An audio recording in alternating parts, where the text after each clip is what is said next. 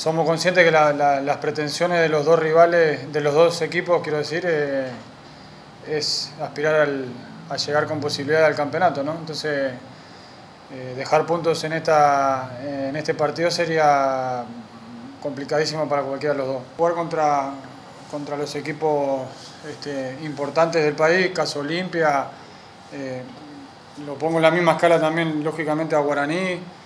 Siempre está bueno porque la mentalidad, estás pensando prácticamente toda la semana de cómo va a ser el partido y siempre tenés ganas de que llegue el fin de semana para jugarlo. Lógicamente nosotros lo más grande tenemos que mantener la calma, la tranquilidad para dejar esa ansiedad de lado y que el equipo que se presente el día sábado lo haga de manera natural y bueno, llegar bien al partido creo que es el objetivo nuestro.